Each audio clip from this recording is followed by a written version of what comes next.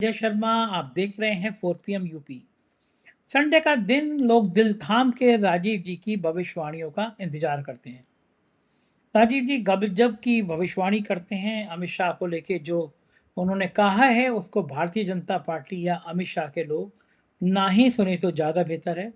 Channel को subscribe करिए, चलते हैं सीधे राजीव जी के पास। 4 PM न्यूज नेटवर्क में बहुत बहुत स्वागत है राजीव नारायण जी आपका। आप सिडनी के ठंडी ठंडी वादियों में बैठ के मुझसे बात कर रहे हैं। मैं तो जब से आया हूँ तो से मेरा गला ही खराब हो गया है। अच्छा। राजीव जी गजब इंसान हैं आप। और मैं आज सोच रहा था कि भाई क्या क्या गजब करते हैं। कितने आप पहले दुनिया के जोशी हैं जिन्होंने 6 महीने पहले कह दिया था कि जुलाई में सत्ता के खिलाफ लोग सड़कों पर आ जाएंगे। 9 महीने पहले, संभालना मुश्किल। 9 नौ मंथ्स महीने पहले, पहले 9 महीने पहले। सितंबर का बात है, सितंबर हाँ, 2000। 9 महीने। हाँ बिल्कुल, 9 महीने पहले आपने कहा था कि लोग सड़कों पे आ जाएंगे। ये गुजरात लॉबी का, छोटे साहब का, बड़े साहब का हाल खराब हो जाएगा। बिल्कुल वही हो रहा है। अब मुझे राजीव जी ये और बताइए कि ये चीजें रुकेंगी तो कब रुकेंगी? क्योंकि इतना हल्ला हो गया, राहुल गांधी थाने में जाके धरने पर बैठ गए। एफआईआर हम्म। लॉन्च करानी पड़े, एफआईआर लॉन्च करनी पड़ी दिल्ली पुलिस को। जैन जी और जैन अल्फा ने पूरे देश में तूफान मचा दिया है। जरा सा पंगा होता है और सड़क पे। और प्रधानमंत्री जी की तो इंस्टाग्राम पे वो मजाक उड़ा रहे हैं, वो मजाक उड़ा रहे हैं कि मुंह दिखाने लायक छोड़ा नहीं। ये बताइए कि अब क्या भविष्य दिख क्या रहा है? ये आंदोलन बढ़ेगा, कम होगा, क्या सीन है? देखो संजय जी, सबसे बड़ी बात है, आपको बताऊं, ये आपने बिल्कुल ठीक कहा। और मुझे कई सारे लोगों ने कहा कि बहुत सारे पत्रकार, जो आपने भी कई बार बताया, जो लोग थोड़ा सा पता नहीं क्यों वो मेरे से नाराजगी रखते थे, वो कुछ कहते रहते थे जो लेकिन उन लोगों ने भी मेरे बारे में कहा है, तारीफ की है कि भाई ये वाली घटना तो और पूरे भारतवर्ष में नहीं, पूरी दुनिया में किसी ज्योतिषी ने नहीं देखी थी। तो चलिए, अच्छी बात है, किसी की गणना सफल हुई, हमें तो उसमें खुशी है कि ज्योतिष की बात सच हुई है। तो संजय जी, आपको मैं बताता हूँ, सबसे पहले आपको पिछले प्रोग्राम में जो आपने मेरा सिडनी से रिकॉर्ड किया था, उसका ये मैं राइट अप दिखा देता हूँ। मैंने क्या कहा था 16 अगस्त के प्रोग्राम में कि बुद्ध जो है 22 तारीख को चेंज हो रहा है, 22 अगस्त को। और बुद्ध जैन जी का सिग्निफिकेटर होता है, स्टूडेंट्स का। और बुद्ध हमारे वैदिक ज्योतिष में एजुकेशन का सिग्निफिकेटर भी है। तो दर्शकों, ये देख लो जरा सा, और ये 16 अगस्त का राइट अप, और नीचे वाला पोर्शन देख लेना, ये हाईलाइट किया हुआ मैंने। संजय जी, जो मैंने कहा था उसकी शुरुआत हो गई कि भाई आप अभी जो बात बता रहे कि राहुल गांधी ने वो दिल्ली पुलिस को मजबूर कर दिया एफआईआर के लिए। उधर वो कॉकरोच जनता पार्टी के साथ में भी जो राजस्थान में उन ये स्कूल का जो विजिट करने गए थे, कोई रांका करके हैं, उनके उनके ऊपर मारपीट जो की। तो देखिए, एक आप हम लोग सब, मैं अक्सर अपने प्रोग्राम में बताता हूँ ना कि हम सब ग्रहों के अधीन है। बृहस्पति संहिता का ये कोट है, हम सब ग्रहों के अधीन है, चाहे समाज का साधारण व्यक्ति हो या बड़े से बड़ा व्यक्ति हो, ये ग्रह ही हमारे अच्छे या बुरे फलों के देने वाले हैं। तो देखिए, ग्रह योग ऐसा बनना है। अब आपने कॉकरोच पार्टी के जो मेन प्रवक्ता थे, उनमें से एक है रांका, वो राजस्थान के रहने वाले, उनकी आपने मारपीट कर दी। अब वो मामला आंदोलन, उन्होंने कहा तो हम राजस्थान के शिक्षा मंत्री का इस्तीफा मांगेंगे, या तो उनको पकड़ो। तो ये सब चीजें मैं इसलिए बता रहा हूं कि ग्राउंड तैयार हो। ग्रह क्या करता है ना, उस चीज को शांत नहीं होने दे रहा है। तो लगातार आप देख रहे हैं कि पूरे भारतवर्ष में जगह जगह स्कूल में आग ये फैल चुकी है। जो आप जैन अल्फा की बात कर रहे हैं, छोटी छोटी बच्चियों ने, लखनऊ में आप सोचिए, उन बच्चियों ने हाईवे जाम कर दिया। 200-250 बच्चियां थी और क्या नारे लगा रही थी, डीएम को लाओ, सीएम को लाओ। और इन बच्चियों के अंदर देखो कहां से इतनी समझ आ गई कि डीएम और सीएम तक को वो रिस्पॉन्सिबिलिटी है। तो ये जो लिखा था, मैंने ये लिखा कि जब ये 22 अगस्त 2026 को जो बुद्ध चेंज हुआ, लगभग 7:20 पर भारतीय समय के अनुसार, मैं हालांकि ऑस्ट्रेलिया में बैठा हूं, लेकिन कैलकुलेशन में सारे इंडिया के हिसाब से करता हूं, क्योंकि इट विल वेरी डिफिकल्ट कि हम जगह जगह से कैलकुलेशन नहीं कर सकते। तो ये कुंभ लगन की कुंडली बनी थी संजय जी, और उस कुंभ लगन की कुंडली में सूर्य और बुद्ध राहु केतु के प्रभाव में साथ में घर में थे।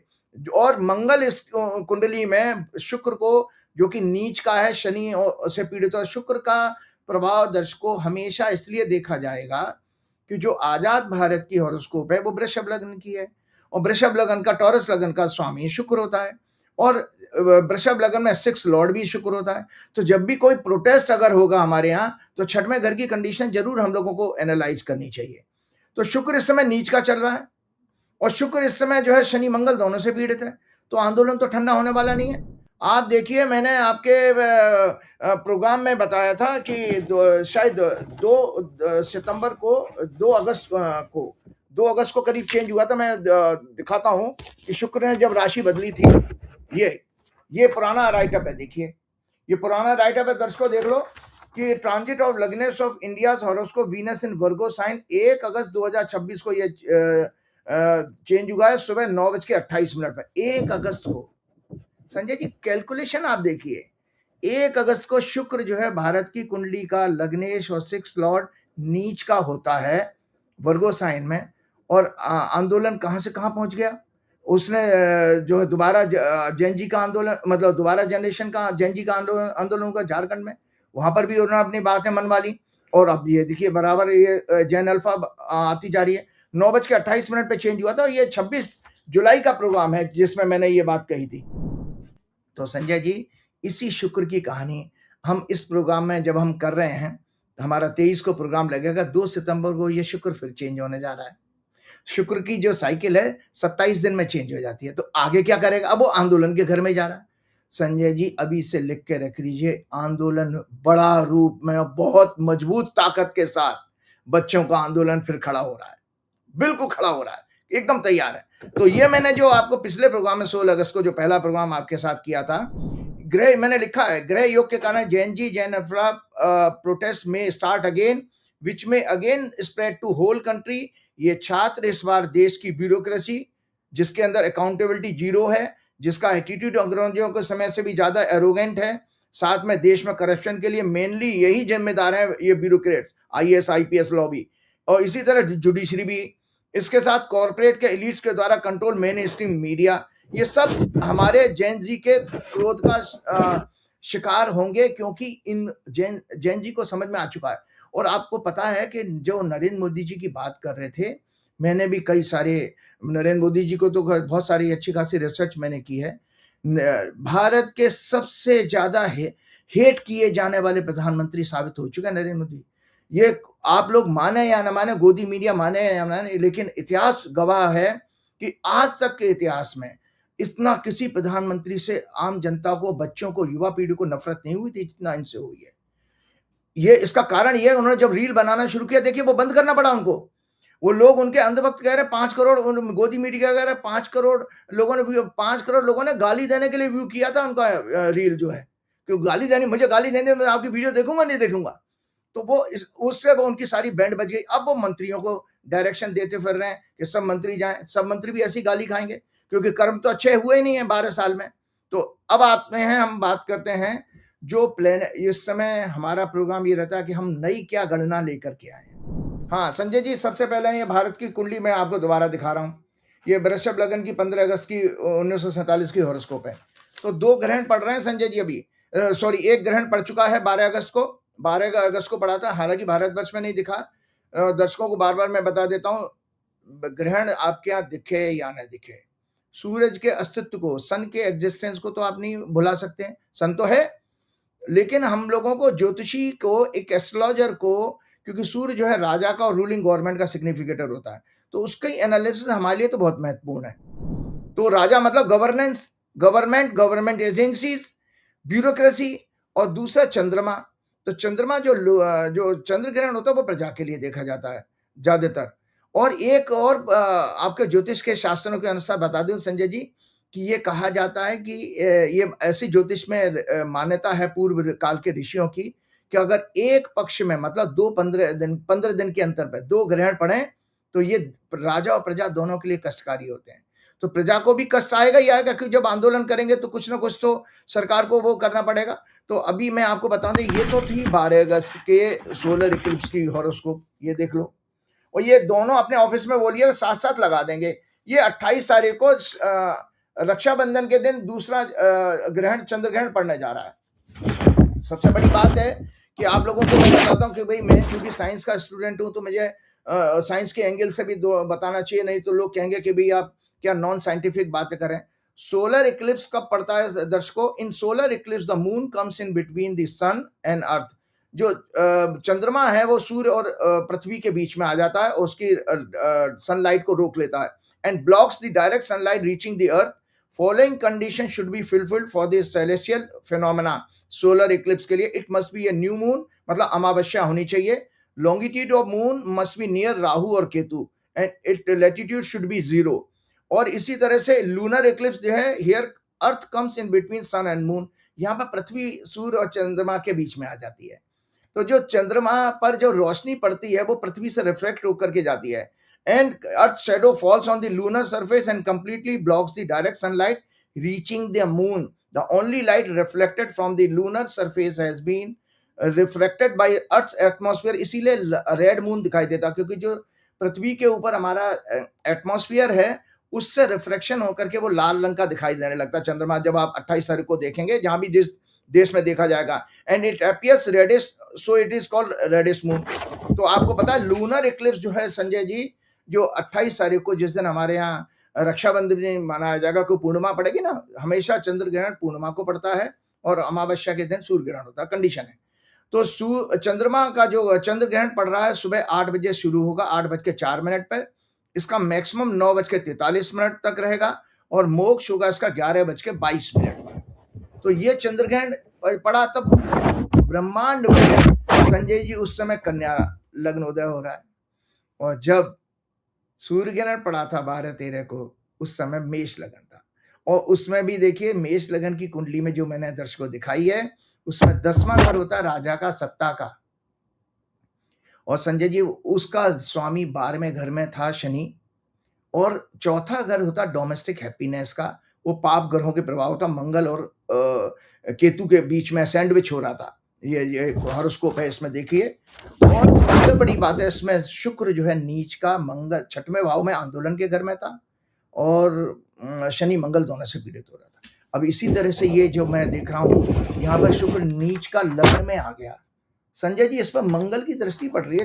मंगल 8वें घर का लॉर्ड है कन्या राशि के लिए, और शनि जो है इसमें 7वें घर में बैठा है, जो 6वें घर का लॉर्ड है।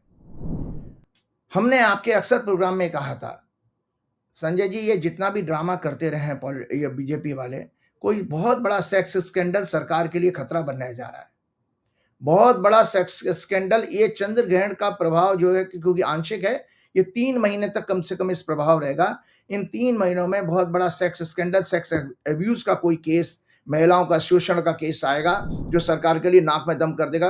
क्योंकि मंगल की चौथी दृष्टि जा रही है इस नीच के शुक्र के ऊपर, और शनि की 7वीं दृष्टि जा रही है। साथ में धनु राशि भी पीड़ित हो रही है शनि मंगल दोनों से, जो चौथा घर है।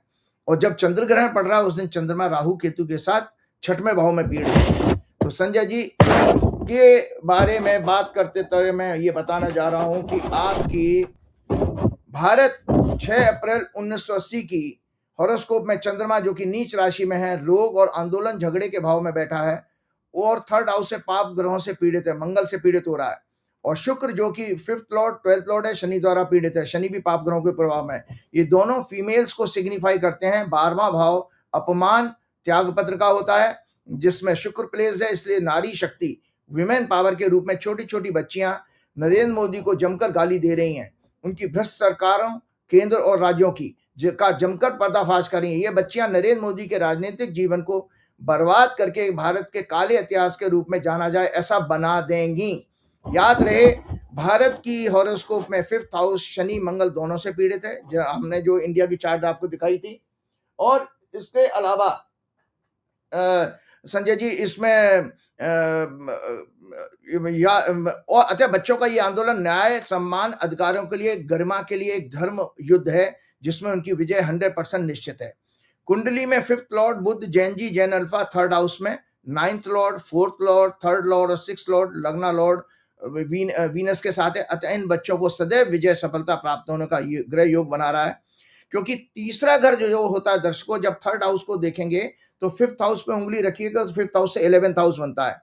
किसी की कुंडली में भी एक बहुत अच्छा ज्योतिष का योग बता रहा हूं, किसी की हॉरोस्कोप में अगर 3rd हाउस में 5th लॉर्ड बैठा तो उसके बच्चे बहुत अचीवर बनते हैं, सक्सेसफुल जीवन में, ऐसा रिसर्च में देखा गया। तो कॉन्फिडेंस 11th हाउस सफलता अचीवमेंट का बनता है। 3rd हाउस परिणाम हमारे सामने है संजय जी। पहले जंतर मंतर के आंदोलन से धर्मेंद्र प्रधान का इस्तीफा, अमित शाह मोदी का ब्रांड खत्म, पूरे देश की चेतना जगाई इन बच्चों ने। इसके बाद झारखंड में अपनी मांगे मनवाकर सफलता पाई। अब आगे ये आंदोलन 2 सितंबर के वीनस के राशि परिवर्तन करने पर बुध के राशि परिवर्तन जो 22 अगस्त को हो चुका है, उसके साथ और जो दो इक्लिप्स पड़े हैं 12 तारीख को और आपके 28 तारीख को, ये एजुकेशन इंस्टीट्यूशन में फैल जाएगा। ये जो हमने बात की इनके पूरे शिक्षा के क्षेत्र में, कि छोटे-छोटे स्कूलों में आप स्कूल ठीक करो का जो आंदोलन है, तो आपने देखा कि इस आंदोलन की पहुंच कहां तक हो गई, गांव देहात तक चली गई है। ये पूरे देश में फैल गया है आंदोलन। अब आपको गोदी मीडिया दिखाए ना दिखाए उससे हमें कोई फर्क नहीं पड़ता है, क्योंकि इस आंदोलन को रोक नहीं पाएंगे। इससे समाज के प्रत्येक वर्ग, किसान, आदिवासी, पिछड़े, दलित सभी का समर्थन प्राप्त होगा इस आंदोलन को। तो जब ये शुक्र जो चेंज हो रहा है, जो मेरी अपनी बात मैं कहने जा रहा था कि ये देखिए शुक्र जब चेंज हो रहा है उस समय वृश्चिक लगन की कुंडली बन रही है, जो चंद्रमा की दशा चल रही है भारत इनकी बीजेपी की जो दशाएं हैं, दर्शकों में बता देता हूं, क्योंकि हमें दशाओं के रूप में ये देखा जाता है ग्रह कब असर करता है संजय जी, जब उसकी दशा आएगी। दशा नहीं आएगी तब तक कुंडली में कहीं भी ग्रह बैठा हो उसका कोई परिणाम नहीं आएगा। तो भारतवर्ष की जो दशा चल रही है मंगल में राहु और बुध की, और बीजेपी की जो दशा चल रही है चंद्रमा में शुक्र की और मार्च की, उनकी 16 अगस्त से शुरू हो चुकी है।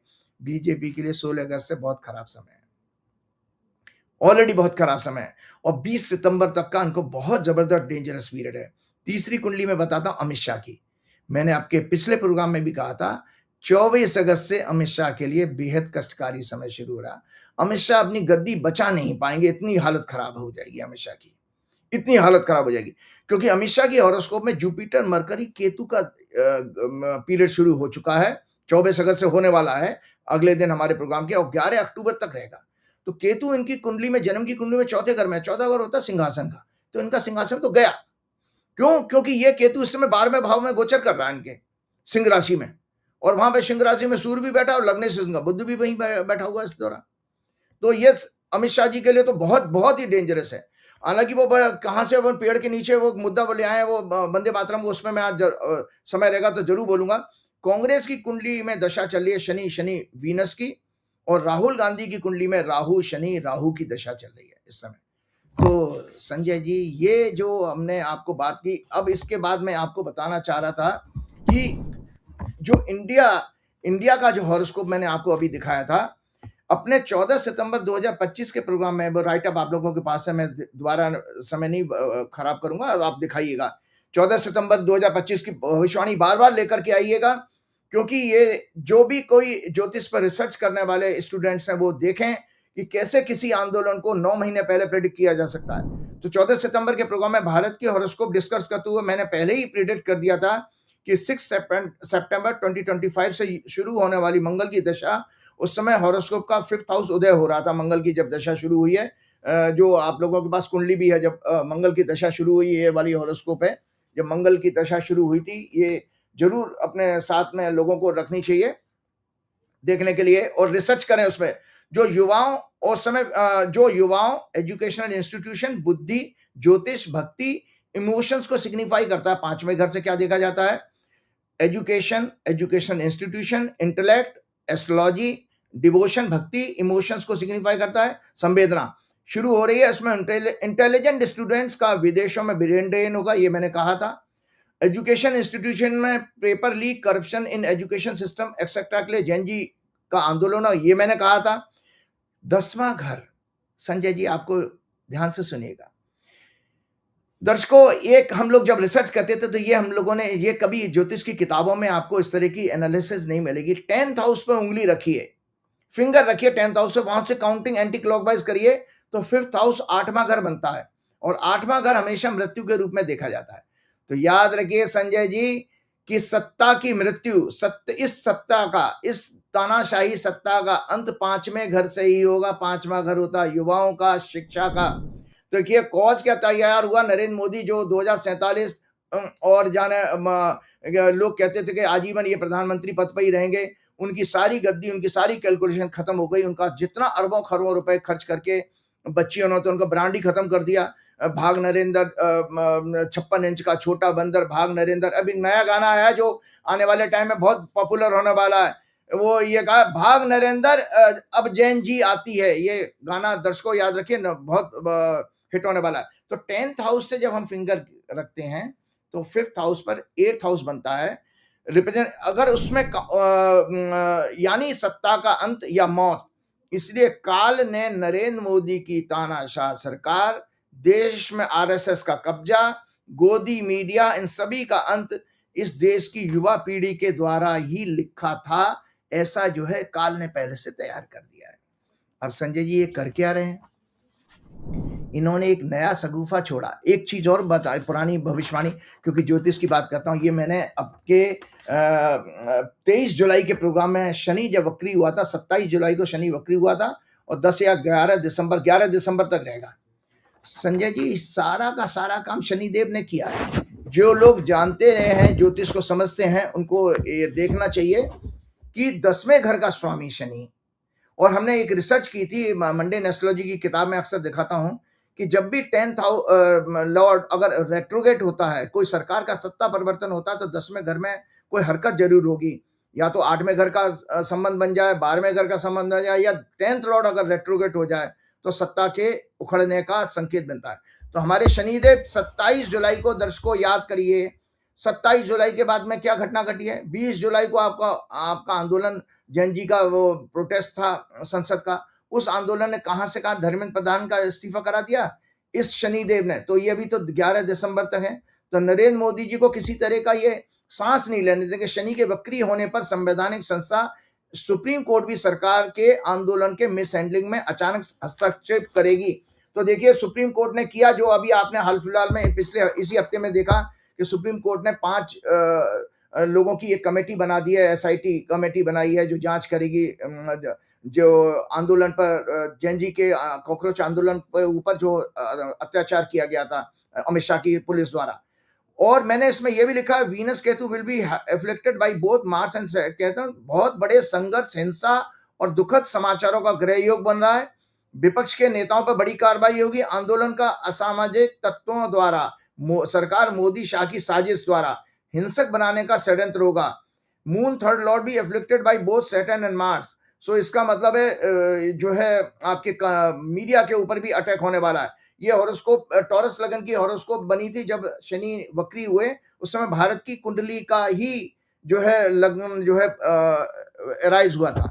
अब आपको एक चीज बताना चाह रहा था कि सबसे बड़ी एक कंट्रोवर्सी नरेंद्र मोदी जी ने, अमित शाह जी ने जो की है, उसके बारे में सच देश के सामने मेरा लाना एक जो है जिम्मेदारी है।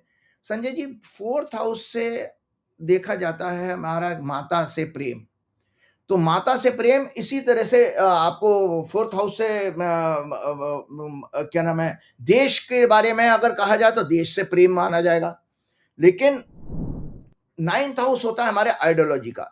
तो बीजेपी और आरएसएस की जो हॉरोस्कोप आप लोगों के पास है, अपने ऑफिस में बोलिएगा, दिखाएंगे, उसमें उनका 9th हाउस पीड़ित है और 4th लॉर्ड उनका 12th हाउस में बैठा है। और इनका 4th लॉर्ड जो है बीजेपी की कुंडली में जो है वो 9th हाउस में पीड़ित हो रहा है। तो संजय जी इनकी राष्ट्रवाद और राष्ट्रभक्ति दोषपूर्ण है, सच्ची नहीं है। इसका उदाहरण ये मैं बताता हूँ, ये राइट अप जरूर मैं, क्योंकि मामला कॉन्स्टिट्यूशन से रिलेटेड है, तो बिना फैक्ट्स के बात करना अच्छी बात नहीं है। तो मैं आपको बताता, आरएसएस द्वारा लास्ट 100 ईयर से इसी तरह मूर्ख और अंधभक्तों की जनसंख्या देश में बढ़ाई जा रही है, जो यूएसए इजराइल के साथ मिलकर एक विदेशी साजिश है, जो भारत की धर्म संस्कृति ज्ञान के मूल स्वरूप को नष्ट करके एक पाखंड और इग्नोरेंस की संस्कृति के रूप में विश्व के सामने पेश करके पूरे भारत के वजूद को खत्म करने का प्रयास है इनका। भारतवर्ष का नाम भारत पौराणिक राजा भरत, जो दुष्यंत और शकुंतला के पुत्र थे, उनके नाम पर पड़ा। इससे पहले शास्त्रों में इस भूमि का नाम जम्बूद्वीप, आर्यावर्त आदि था। पुराणों में भारतवर्ष को दक्षिण में समुद्र, उत्तर में हिमालय, हिम का निवास के बीच की भूमि को बताया गया। जैन परंपरा के अनुसार पहले तीर्थंकर ऋषभदेव आदिनाथ के ज्येष्ठ पुत्र चक्रवर्ती भरत के नाम पर इस भूमि का नाम भारत पड़ा। पिता नाभिराज के समय देश का नाम अजनाब वर्ष या नाभि वर्ष था। ऋग्वेद में भरत या त्रस्सु नामक जनजाति कबीले का उल्लेख है ऋग्वेद में, जो सरस्वती नदी के किनारे बसे थे। 10 राग युद्ध, 10 राजाओं का युद्ध हुआ था उनमें उनकी विजय के बाद उनके प्रभाव से इस क्षेत्र को भारत कहा जाने लगा। संविधान के अनुच्छेद 1 में स्पष्ट रूप से लिखा है, India that is Bharat shall be a union of states. मैं दोबारा पढ़ रहा हूं क्योंकि अमित शाह जी ने वंदे मातरम के राष्ट्रगीत के ऊपर कांग्रेस को घेरने की कोशिश की। उसका भी सच आपके सामने लिख करके आऊंगा। संविधान के अनुच्छेद 1 में स्पष्ट रूप से लिखा है, India that is Bharat shall be a union of state. Sanjay ji, ये भारत माता शब्द कहां से लाए हैं? भारत का संस्कृत में शाब्दिक अर्थ है ज्ञान में रत, अर्थात ज्ञान में निरंतर लगा हुआ, जो कि भा प्लस रत दो शब्दों से मिलकर बना है। भा का अर्थ होता है ज्ञान, रत माने यानी लगा हुआ, रम धातु से बना हुआ, दो शब्दों से मिलकर बना, ज्ञान में निरंतर लगा हुआ। मां भारती या भारत माता की अवधारणा हमारे धर्म ग्रंथों के अनुसार प्राचीन नहीं है। ये मुख्य रूप से 19वीं सेंचुरी के उत्तरार्ध में बंगाल में फ्रीडम मूवमेंट और राष्ट्रवाद के रूप में विकसित हुई। ऐसा इसलिए माना गया क्योंकि बंगाल के लोग मुख्यतः देवी को पूजते हैं, देवी यानी नारी शक्ति की उपासना करते हैं, इसलिए यह जेंडर चेंज हो गया, भारत से भारत माँ भारती बना दिया गया, क्योंकि भारत ही नाम हमारे शास्त्रों के अनुसार है और आपके संविधान में भी वही लिखा है। इन 1866 बंगाली लेखक भूदेव मुखोपाध्याय की व्यंग्यात्मक रचना उनविंश पुराण में सबसे शुरुआती साहित्यिक उल्लेख मिलता है। आदि भारती या आदि भारती को आर्य स्वामी की विधवा के रूप में चित्रित किया गया, जो विदेशी शासन में दुखी मातृभूमि का प्रतीक थी। 1873 में किरण चंद्र बंदोपाध्याय ने एक नाटक भारत माता पर लिखा। 1882 में बंकिम चंद्र चट्टोपाध्याय के उपन्यास आनंद मठ में वंदे मातरम गीत शामिल हुआ। इसमें मातृभूमि को दुर्गा, काली और जगत धात्री जैसी देवियों के रूप में देखा गया। यह गीत फ्रीडम आंदोलन का मुख्य नारा और प्रेरणा स्रोत बन गया। 1905 में कलाकार अवनींद्र नाथ टैगोर ने प्रसिद्ध पेंटिंग में मूल रूप से इसे बंग माता नाम दिया गया, लेकिन सिस्टर निवेदिता के सजेशन पर इसे भारत माता कहा गया। इसमें केसरिया वस्त्र पहने 4 भुजाओं वाली शांत देवी को दिखाया गया, जिनके हाथों में पुस्तक, धान की बालियां, सफेद वस्त्र और माला है। तो ये सत्य है कि शास्त्रों के अनुसार पृथ्वी को, ये लोग क्या तर्क देते हैं कि पृथ्वी हमारे यहाँ माता मानी गई, बिल्कुल सच है, पृथ्वी को हमारे यहाँ माता माना गया, लेकिन भाई जो पाकिस्तान अलग होगा उसको पिता कहेंगे क्या? या अमेरिका की भूमि को पिता कह दोगे? भाई पृथ्वी का मतलब है संपूर्ण पृथ्वी, विश्व की। अमेरिका की पृथ्वी भी हमारी माता है, क्यों मां का रूप दिया गया ना। तो ये सत्य है कि शास्त्रों के अनुसार पृथ्वी संपूर्ण को माता स्वरूप माना गया, लेकिन जब भारत वर्तमान भारत माता के रूप में देखा जाता है, जो पाकिस्तान अखंड भारत का हिस्सा है, उसे आरएसएस, बीजेपी, बीएचपी वाले किस रूप में देखेंगे? क्या Sri Lanka, Nepal, Bangladesh, Pakistan, Burma, England, USA, middle east पिता बन जाएंगे क्या? क्योंकि आप माता तो अपने आप को कह रहे हो। तो इन्हें स्पष्ट करना चाहिए। हमारे वेदों के अनुसार जो दर्शन है वो वसुदेव कुटुंबकम का है, यानी संपूर्ण पृथ्वी एक संयुक्त परिवार की तरह है। तो संजय जी, एक मैं भी नहीं गा सकता, मुझे संस्कृत आती है, मैं संस्कृत पढ़ी भी है, मैं भी पूरा वंदे मातरम पूरा गा नहीं सकता हूँ, लेकिन आज दर्शकों को कंट्रोवर्सी है पूरा।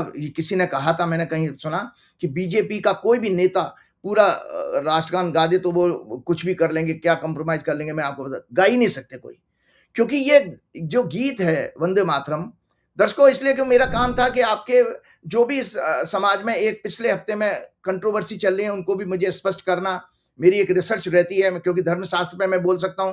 तो संजय जी, इसलिए मैंने ये टॉपिक लिया था कि वंदे मातरम जो गीत है वो पूरा बंगाली भाषा और संस्कृत में है। संस्कृत तो मुझे आती, बंगाली भाषा में भी है। तो उसको इन्होंने क्या किया कि हमारे जो संविधान निर्माता थे और जो कांग्रेस की कार्य समिति की 1937 में जो मीटिंग हुई थी, उसमें रविंद्रनाथ टैगोर से सलाह ली गई थी, उनका डिसीजन था। तो मैं आगे पढ़ के बताता हूँ। ये गीत है, पूरा गीत नहीं गाऊंगा, ये पूरा गीत आप लोगों के लिए मैं शेयर करता हूँ, आपके सोशल मीडिया पे आप देखिए प्रोग्राम में। वंदे मातरम बंकिम चंद्र चट्टोपाध्याय द्वारा रचित प्रसिद्ध गीत है, जो उनके उपन्यास आनंद मठ 1882 में प्रकाशित हुआ। यह भारत का राष्ट्रीय गीत है। मूल रूप से यह संस्कृत बंगला मिश्रित भाषा में लिखा गया है। वंदे मातरम सुजलाम सुफलाम मलय जल शीतलाम सस्य श्यामलाम मातरम वंदे मातरम शुभ्र ज्योत्सना पुलकितम यामिनीम फुल कुसुमित द्रुम दल शोभनी सुहासिनीम सुमधुर भाषिणीम सुखदाम वरदाम मातरम वंदे मातरम। इसका अर्थ है, हे माता मैं तुम्हें प्रणाम करता हूँ, तुम मीठे जल से भरी हुई हो, फलों से लदी हुई हो, मलय पर्वत की शीतल हवा मतलब चंदन की शीतल हवा से ठंडी हो और हरी भरी फसलों से श्यामल दिखती हो। तुम्हारी रातें चंद्रमा की शुभ ज्योत्सना से रोमांचित होती हैं। तुम फलों से लदे हुए वृक्षों से सुशोभित हो, मुस्कुराती हो, मधुर बोलती हो, सुख देने वाली हो, वरदान देने वाली हो। वंदे मातरम। सप्तकोटि कंठ कल कल कल निनाद कराले, दुसप्त कोटि भुजय धृत खरक खरकर वाले अबला, केन मां एत बले बहुबल धारणीम नमामि तारिणीम रिपुदल वारिणी मातरम। वंदे मातरम। करोड़ों कंठों से निकलने वाली गर्जना से भयंकर और दो गुनी भुजाओं में धार धार तलवारें लिए हुए माता, तुम अबला कमजोर तुम्हें कौन कह सकता है। तुम अनेक शक्तियों से संपन्न हो, उद्धार करने वाली हो, शत्रु सेना का नाश करने वाली हो, मैं तुम्हें प्रणाम करता हूं। वंदे मातरम। ये दो स्टैंजा जो है, दो छंद शामिल किए गए थे। लेकिन संजय जी आगे बढ़ता हूं तो लोगों को कंट्रोवर्सी क्लियर हो जाएगी ये। अब यहाँ पे बंगाली आती है, तुम्ही विद्या तुम्ही धर्म तुम्ही हृदय तुम्ही मम तुम्ही ही प्राणा शरीरे बाहुते, तुम्ही माँ शक्ति हृदय तुम्ही माँ भक्ति तो मारई प्रतिमा गड़े मंदिरे मंदिरे। वंदे मातरम। तुम्ही विद्या हो, तुम्ही धर्म हो, तुम्ही हृदय हो, तुम्ही मर्म आत्मा का रहस्य हो, तुम्ही शरीर में प्राण हो, भुजाओं में तुम्ही शक्ति हो, हृदय में तुम्ही भक्ति हो, मंदिर मंदिर में तुम्हारी ही प्रतिमा स्थापित की जाती है। वंदे मातरम। तुम ही दुर्गा, यहां पर कंट्रोवर्सी आती है, तुम ही दुर्गा दश प्रहरण धारणी, कमला कमल दल बिहारणी, वाणी विद्या दायिनी नमामि त्वमाम त्वाम नमामि कमलाम अमलाम अतुलाम सुजलाम सुफलाम मातरम। वंदे मातरम।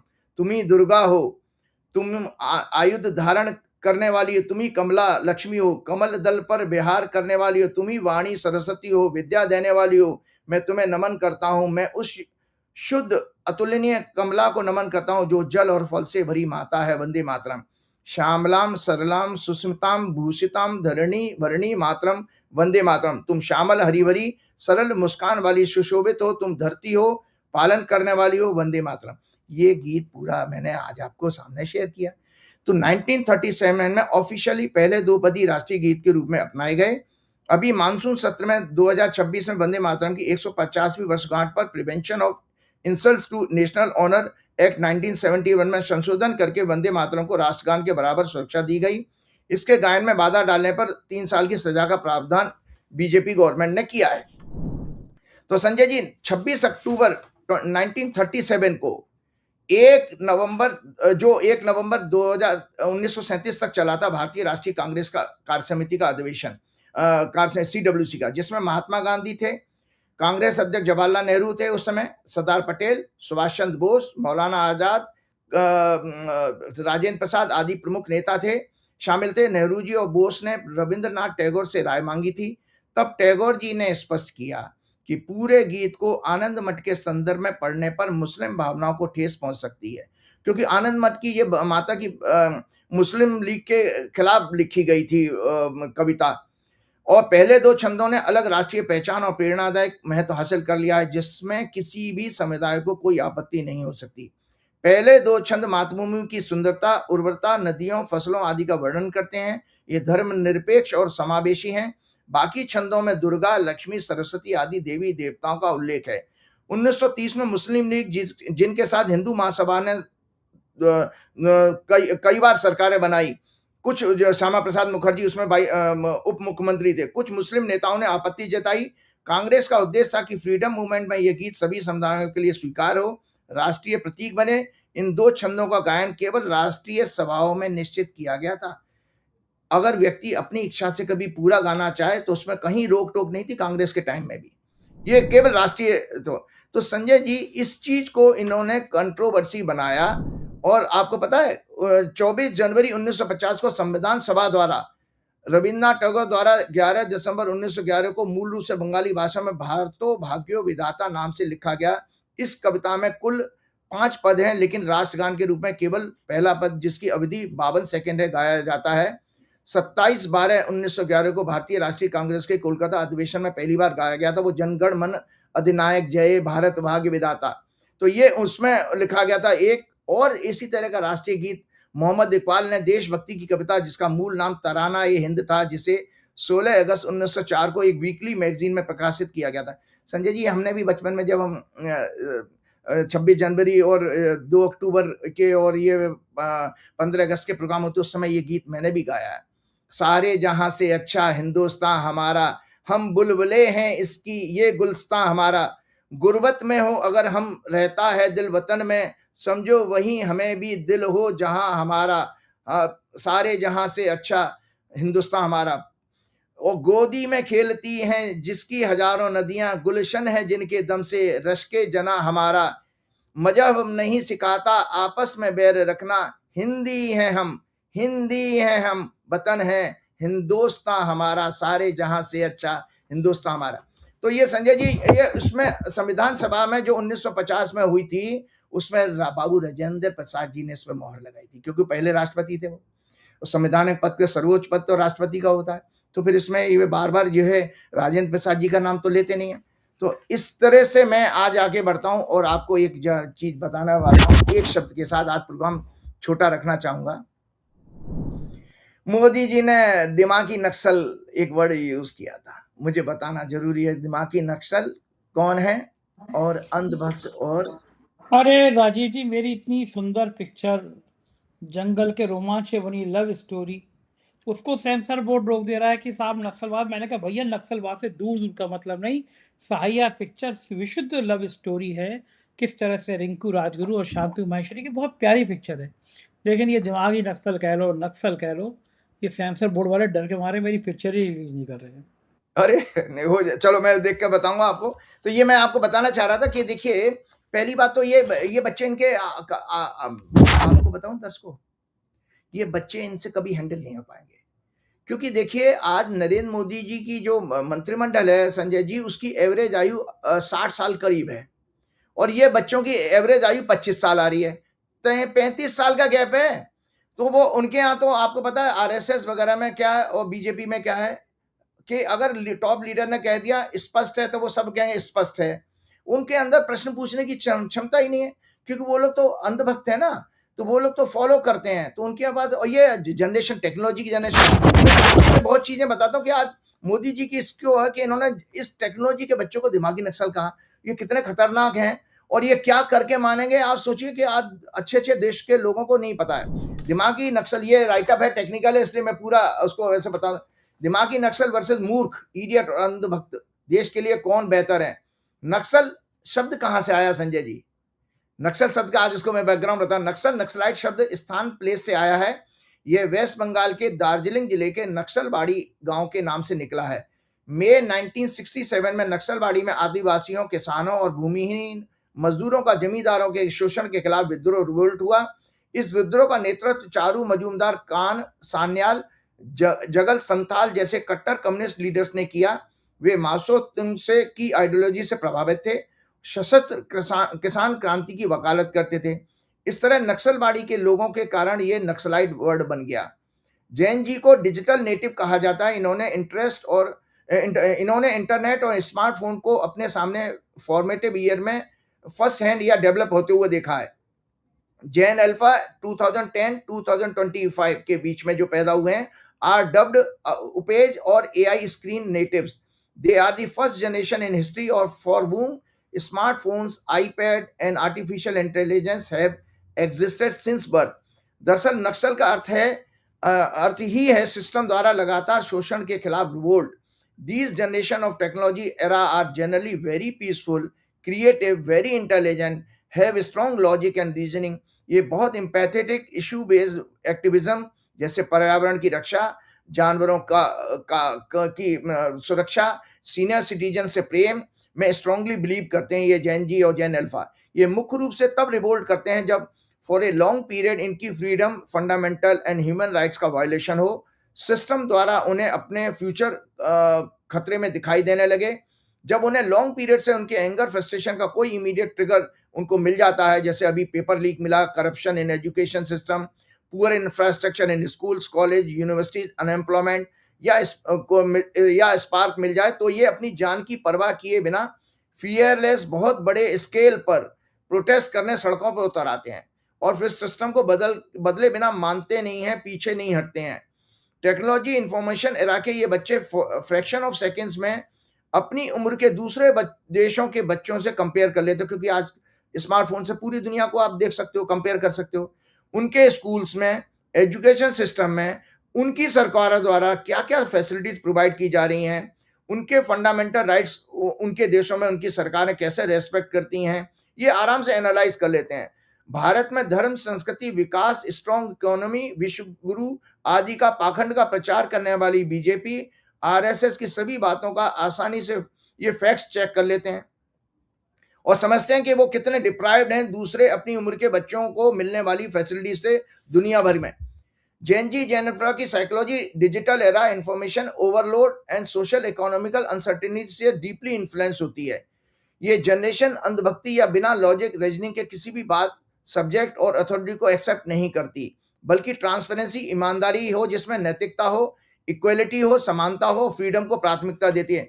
इसलिए इनके इनके वजह से आरएसएस का जो जात-पात और हिंदू मुसलमान का दांव अब इनके ऊपर तो चल नहीं सकता है। इनके विद्रोह करने का ये प्रमुख कारण संजय जी ये देखे गए हैं रिसर्च में, जब इनकी पहचान, गरिमा मतलब आइडेंटिटी, चॉइस, इमेज पर हमला हो जाए। अभिव्यक्ति की आज़ादी, freedom of speech, freedom of expression जैसे censorship, social media ban, internet stoppage, निजता पर प्रतिबंध इन्हें तुरंत विद्रोही बना देता है। प्रिवेसी पर अगर इनके कोई प्रतिबंध लगा दे तो तुरंत विद्रोही बन जाते हैं ये बच्चे। इनजस्टिस और हिपोक्रेसी के खिलाफ होते हैं। अगर इन्हें लगे कि नियम सिर्फ आम आदमी या लोगों या युवाओं के लिए हैं और बड़े-बड़े पदों पर बैठे ब्यूरोक्रेट, एलीट और कॉर्पोरेट के लोग, नेताओं के बच्चे जिसको नेपोटिज्म कहते हैं, भाई भतीजावाद, पावर में बैठे लोग मनमानी कर रहे हैं तो ये सिस्टम को चैलेंज करने से डरते नहीं हैं। जैसे अभी कुछ दिनों पहले जैन अल्फा बच्चियों ने लखनऊ में एक हाईवे जाम कर दिया, आवाज उठाने लगी डीएम को बुलाओ, सीएम को बुलाओ। False cases, police brutality and attacks उसके खिलाफ भी तुरंत आ जाते हैं। कैरियर एंड इकोनॉमिक एंजाइटी, जब एजुकेशन का खर्च अत्यधिक बढ़ जाए, उनके माँ बाप पढ़ाने के लिए लोन लेने लगे, कोचिंग माफियाओं द्वारा पेपर लीक कराए जाएं, अनएम्प्लॉयमेंट बढ़ने लगे, जलवायु सहित देश की अर्थव्यवस्था कमजोर दिखने लगे, तो इनकी एंजाइटी काफी बढ़ जाती है और इनका असंतोष उग्र रूप ले लेता है। संजय जी, सबसे बड़ी बात इनके अंदर ये आपको हम सबको सीखना चाहिए। अगर आप इनसे ये कहें हमने कहा है इसलिए मान लो, या हमारे बुजुर्गों ने ऐसा बताया, हमारे शास्त्रों में ऐसा कहा गया है, हमारे ऋषि मुनि विद्वान ऐसा कहते थे, आदि ब्लाइंड ओबीडियंस ये बिल्कुल नहीं मानते। जब organisation, political leaders, elderly people बिना वजह इलॉजिकल तर्कहीन नियम पर इन पर थोपते हैं तो ये उसका बायकॉट कर देते हैं, अवॉइड कर देंगे, उस कल्चर को मानते ही नहीं है। इसलिए जैन अल्फा दिमागी नक्सल का जो दिमागी नक्सल मोदी जी के हिसाब से का विद्रोह पारंपरिक हिंसक आंदोलन से ज्यादा वैचारिक, digital with correct information, rules and regulation और बायकॉट कल्चर पर आधारित होता है। याद करें 2014 से पहले भारत की पॉलिटिकल हिस्ट्री में नरेंद्र मोदी ही एकमात्र नेता हैं जिन्होंने हजारों करोड़ रुपए खर्च करके इसी सोशल मीडिया कैंपेन से यूपीए की सरकार को हटाकर सत्ता हासिल की थी। अब देश की युवा नारी शक्ति, छोटी छोटी बच्चियों ने नरेंद्र की 12 वर्षों से बनी छवि को 56 इंच का छोटा बंदर, भाग नरेंद्र, बाल नरेंद्र कह के पूरा ध्वस्त कर दिया, जीरो कर दिया। इसको कहते हैं, इनको पापों की सजा, इनको जो पापों की सजा मिली है इसी वजह से मिली है। अब इनके जो अंधभक्त होते हैं, जो अंधभक्त में क्या नाम है, जो बीजेपी और इन लोगों के अंदर जो क्या बनाए जाते हैं अंधभक्त, ए ब्लाइंड फॉलोअर डिवोटी में possess intelligent understanding, yet he holds such intense and unconditional loyalty towards a person, ideology, party, guru or symbol or leader that he refused to accept logic, facts, reasoning or criticism. His devotion is blind because he follows with closed eyes. सामाजिक रूप से और राजनीतिक रूप से अंधभक्त देश, समाज और मानवता के लिए सबसे ज्यादा खतरा है, क्योंकि ये समूह बना लेते हैं, forms group, they brands critics as their enemies. ये फैक्ट्स को तोड़ मरोड़ करके, डिस्टॉर्ट करके, ट्विस्ट करके पेश करते हैं। फेक नैरेटिव और प्रोपेगेंडा का प्रचार में, पाखंड में बिलीव करते हैं, ज्यादातर प्रेशर बनाते हैं और हिंसा करते हैं। इडियट जो होता है वो अकेला नुकसान पहुंचाता है, अंधभक्त सामूहिक रूप से समाज की सोच और क्वालिटी को, डिबेट को खराब कर सकता है। तो संजय जी, एक बात मैं ये कह रहा था, अगर देशवासी चिंतन करें कि ये जो अंधभक्त हैं 5% कैटेगरी वाले, जो मैंने अक्सर कहा है कि जानवरों में ये पाया गया है कि जो एनालिटिकल ब्रेन है, जो अच्छे-बुरे का भेदभाव बताता है, वो डॉग, डोंकी और पिग में हो 5% होता है। ये इस तरह के ये लोग हैं। अगर ये राम भक्त होते, मैं दोबारा आज ये शेयर कर रहा हूँ, पहले भी मैंने आपको कहा था, ये चिंतन ज़रूर करें। अगर ये राम भक्त होते तो प्रभु श्री राम के मंदिर निर्माण में दान और चंदा चोरी पर बोलते। अगर ये राष्ट्र प्रेमी होते तो पुलवामा में शहीदों पर ऑपरेशन सिंदूर की विफलता, सैनिकों के शहीद होने पर, गलवान घाटी में सैनिकों के चीनी सेना द्वारा शहीद किए जाने पर, चीन के अरुणाचल प्रदेश, लद्दाख में देश की भूमि के कब्जों पर बोलते। ये दत्तात्रेय होसबोले, राम माधव, मोहन भागवत द्वारा पाकिस्तान से संबंध सुधारने की दलीलों के विरुद्ध बोलते। अगर शिक्षा प्रेमी होते तो शिक्षा में भ्रष्टाचार, paper leak, unemployment, educational institution के इंफ्रास्ट्रक्चर पर बोलते। खरा छात्रों की आत्महत्याओं पर बोलते। अगर ये गौ माता प्रेमी होते तो गौ माता को मोदी सरकार ने 12 वर्षों तक राष्ट्रीय पशु घोषित नहीं किया। उस पर मोदी सरकार में गौमांस खाने वाले मंत्रियों पर, गौमांस का व्यापार मनमोहन सिंह जी की सरकार से ज्यादा बढ़ने पर बोलते। अगर किसान प्रेमी, खेती प्रेमी होते तो खेती और किसानों की समस्याएं, खाद आदि का संकट, उन पर बढ़ रहे कर्जों के कारण किसानों की आत्महत्याओं पर बोलते। अगर महिला सम्मान, नारी शक्ति प्रेमी होते तो मणिपुर में महिला के सरेआम सड़क पर नग्न घुमाए जाने पर बोलते। अंकिता भंडारी, कुलदीप सेंगर कांड, हाथरस कांड, जंतर मंतर महिला पहलवानों को सड़क पर घसीटने, पूरे देश में भाजपा नेताओं द्वारा रेप, सेक्स एब्यूज पर बोलते। अगर प्रकृति प्रेमी, पर्यावरण प्रेमी होते तो जंगल काटे जाने पर, अरावली पर्वतमाला नष्ट किए जाने पर, आदिवासियों का शोषण करने पर बोलते। अगर डेमोक्रेसी, फंडामेंटल राइट्स, देश के सभी हालातों पर गंभीरता से सोचने वाले होते तो देश प्रेमी होते, राष्ट्र प्रेमी होते तो संविधान, संवैधानिक संस्थाओं, जुडिशरी को कमजोर होने पर, गिरते हुए रुपए पर, देश पर यूपीए के समय से 4 गुना बढ़े हुए कर्जे पर, विदेशी कर्जे पर, ट्रंप द्वारा लगातार अपमान किए जाने पर, भारत एक नरक का गड्ढा, टैरिफ लगाए जाने पर, रशिया से तेल न खरीदने पर, ट्रंप के द्वारा ट्रेड डील थोपे जाने पर, और चाइना, अमेरिका, मिडिल ईस्ट समेत बढ़े हुए व्यापार घाटे पर बोलते। ये वो लोग इसलिए इन बातों पर नहीं बोलते क्योंकि इनकी एक अनपढ़, मंदबुद्धि, फेंकू, फर्जी हिंदुत्व वाले नेताओं ने इनके दिमाग की नसबंदी करके इनका एनालिटिकल ब्रेन निकाल दिया है। जैसे आरएसएस अपने स्वयंसेवकों का दिमाग नष्ट कर देती है, भावनात्मक मुद्दे उठाकर ये मानवता से नफरत करने वाले, धर्म संस्कृति का शून्य ज्ञान समझ रखने वाले, पौराणिक काल के वेश बदलने का वरदान प्राप्त काल कालनेमी राक्षस के वंशज हैं। यही देश को लूटने वाले मुगलों, अंग्रेजों की पीढ़ियों के लोग हैं, जिनमें नैतिकता, अकाउंटेबिलिटी, प्रेम, सहयोग, सेवा आदि सब मरी हुई अवस्था, मृत अवस्था में होती है। चलते समय एक धार्मिक चीज के साथ मैं अपना प्रोग्राम खत्म करता हूँ। रक्षाबंधन 27 अगस्त को या 28 अगस्त को क्या मनाया जाए, एक भ्रांति हमेशा रहती है। भारतीय धर्म शास्त्रों के अनुसार उत्सव या त्योहार उदय तिथि अर्थात जो तिथि सूर्योदय के समय मिल रही है उस पर मनाया जाना चाहिए। 27 अगस्त 2026 को पूर्णिमा 1:40 दोपहर से शुरू होगी और 28 अगस्त 2026 को दोपहर 2:19 तक रहेगी। अतः 27 को पूर्णिमा का व्रत होगा। रक्षाबंधन का त्योहार 28 अगस्त को ही मनाया जाना चाहिए। ध्यान रहे, इस दिन आंशिक चंद्र ग्रहण भी है। बेशक हमारे देश में नहीं लग रहा, लेकिन उस समय रक्षाबंधन राखी बांधने को आप अवॉइड कर सकते हैं, अच्छा ही रहेगा। इस दिन का राहु काल भी 10:46 से 12:22 तक है। तो जो लोग राहु काल को मानते हो तो 12:22 तक का समय हटा दीजिएगा। तो अतः रक्षाबंधन मनाने का सबसे शुभ मुहूर्त 12:22 से 2:19 तक रहेगा। 2 घंटे के करीब करीब मिल रहा है, क्योंकि इस समय वृश्चिक लगन, स्थिर लग्न उदय हो रहा है ब्रह्मांड में। साथ ही रिचुअल्स, भक्ति, बुद्धि, शिक्षा, मंत्रोच्चार, कर्म कांड के 5वां भाव से देखा जाता है कुंडली के उसमें, और 9th हाउस में उच्च के बृहस्पति हैं जिनकी 9वीं दृष्टि 5वें घर पर मतलब पूजा पाठ रिचुअल्स पर पड़ रही है, 3rd हाउस पर पड़ रही है। और इस समय अभिजीत मुहूर्त भी है मिलता है। धार्मिक महत्व इसका केवल इतना ही माना गया है। रक्षाबंधन का शाब्दिक अर्थ है रक्षा का बंधन। ये श्रावण मास की पूर्णिमा को तिथि को मनाया जाता है। राजा, सबसे महत्वपूर्ण कहानी यही है, राजा बलि और लक्ष्मी ने बलि को देवता दानवों के राजा बलि को राखी बांधकर विष्णु भगवान को पुनः प्राप्त करके बैकुंठ लेकर के आई थी। रविन्द्रनाथ टैगोर ने इसे हिंदू मुस्लिम एकता का प्रतीक भी बनाया था रक्षाबंधन मना करके। सामाजिक रूप से ये नारी सम्मान, पारिवारिक मूल्यों, कमजोरों की रक्षा, मदद की भावनाओं को बढ़ावा देता है। बलि भगवान विष्णु के परम भक्त थे, वे चाहते थे कि भगवान सदा उनके सामने रहें, उनकी रक्षा करें। भगवान ने वचन स्वीकार कर लिया कि पाताल में बलि के द्वारपाल बनकर रहेंगे और माता लक्ष्मी वैकुंठ में अकेली रह गई। तब माता लक्ष्मी ने इसी भाव से राजा बलि को रक्षा सूत्र बांधा था।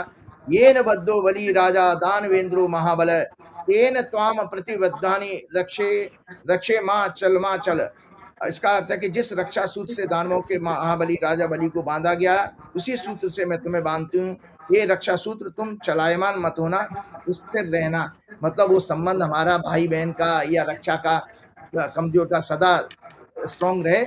इसके साथ चलते हुए हनुमान जी की भक्ति करते हुए श्री गुरु चरण कि गुरु सरोज चरण रज सरोज रज मन निज मुकुर मन मुकुर सुधार, सुधार, वर्ण रघुवर वर्ण बिमल रघुवर जसु विमल जो जसु दायक जोदायक फलचार, फलचारि, बुद्धिहीन तनु बुद्धिहीन जान तनु के जानिके, पवन बोलो कुमार, पवन कुमार, बल बल बुद्धि विद्या बुद्धि देव विद्या हरऊ कलेश का। जय देव। श्री राम, जय हनुमान। तो बहुत शुक्रिया राजीव जी। ये थे राजीव नारायण जी, और पूरा कैलकुलेशन करके उन्होंने बताया कि ये ग्रहों के नतीजे भारतीय जनता पार्टी के लिए कितने खतरनाक होने वाले।